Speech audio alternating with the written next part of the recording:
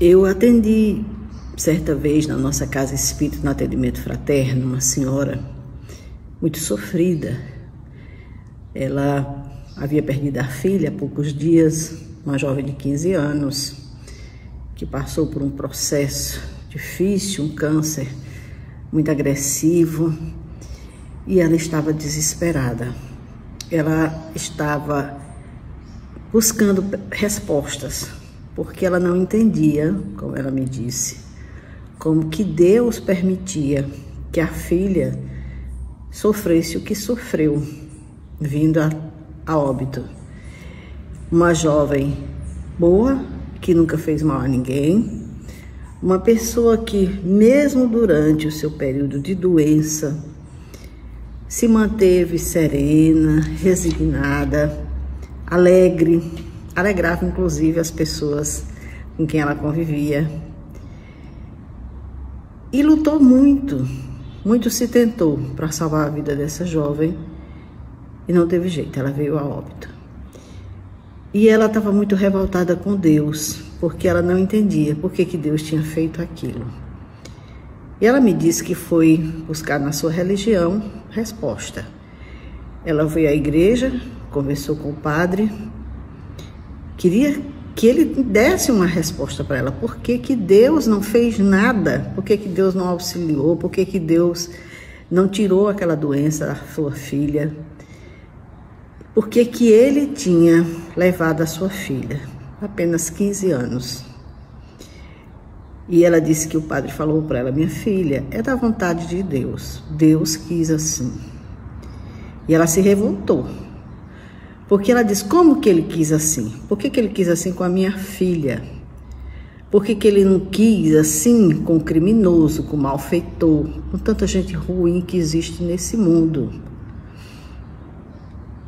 E ela voltou para casa muito revoltada. E uma amiga que frequentava a nossa casa convidou para que ela fosse até lá. E ela estava ali, desesperançada. Eu ouvi. E depois eu disse para ela: olha, minha querida, o sacerdote, ele respondeu corretamente. É a vontade de Deus. Porque Jesus disse que nenhuma folha cai de uma árvore sem a vontade do Pai que está nos céus.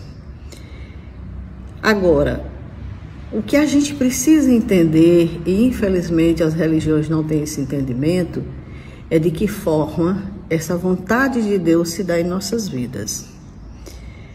Eu quero colocar para você aqui algumas informações da doutrina espírita para você analisar. Não precisa aceitar, mas analisar se tem sentido. E aí eu comecei a conversar com ela, explicando o que era reencarnação, que todos nós que estamos aqui na Terra somos espíritos milenares, vimos de longas jornadas, de muitos aprendizados, assim como a filha dela também, que nessas jornadas nós tivemos altos e baixos, muitas situações ficaram pendentes. E o espírito, ele tem uma necessidade muito grande de evoluir. Então, quando ele volta para o mundo espiritual e ele reflete sobre o que ele fez no passado, ele deseja retornar para refazer a jornada. E dependendo da gravidade das situações, também se dá a gravidade do momento reencarnatório dele. E aí é que entra a vontade de Deus, no sentido de que não é Deus quem escolhe a prova, é o espírito. O espírito escolhe voltar daquela forma e Deus permite, porque é para a melhoria, para o aprendizado dele.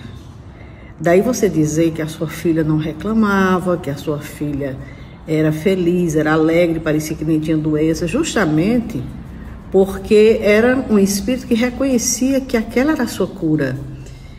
Aquilo era algo que ele tinha buscado para si e estava ali cumprindo sua jornada de conformidade com o que se comprometeu diante de Deus, diante da lei.